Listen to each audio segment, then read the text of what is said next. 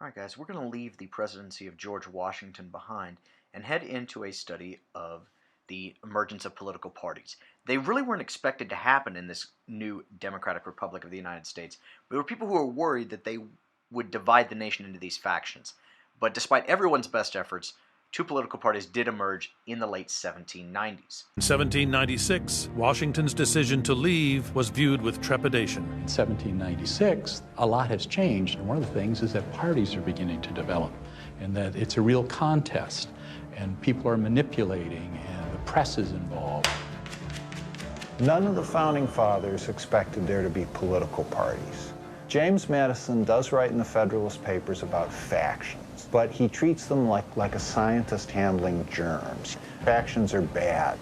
But, lo and behold, in a few years, there are two parties. You had on one side the Democratic Republicans, who generally favored a smaller government, and they'd be led by Thomas Jefferson.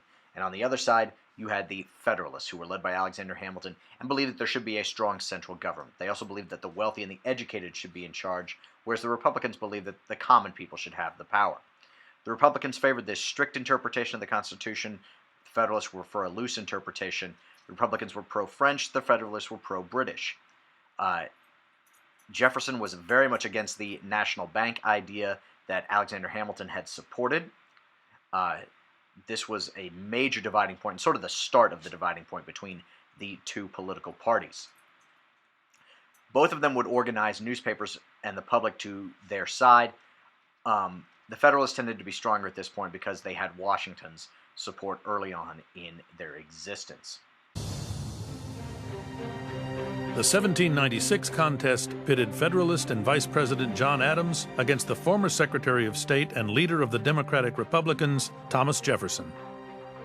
Adams came out victorious by a slim margin, carrying 71 electoral votes to Jefferson's 68.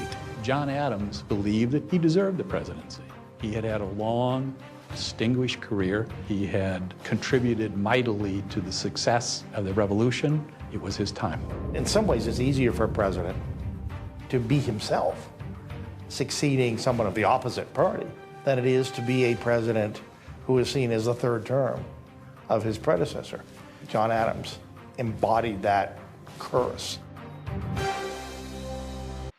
So with these two political parties in here, you enter the election of 1796. Washington announced he would not run again for president, setting the tradition of two terms. The Federalists nominated Vice President John Adams, who had kind of been seen as this guy who would toe the line of the Federalists, be right in line with Alexander Hamilton, who would sort of pull the strings from his congressional seat. The Democratic Republicans would nominate Thomas Jefferson, their well-spoken and well-renowned leader, as the man to take charge and lead them into this next era. As it turned out, the country was still in favor of the Federalists, and John Adams wins. Jefferson finishes second, becoming the Vice President of the United States. Thanks, guys, for paying attention, and hopefully we took good notes.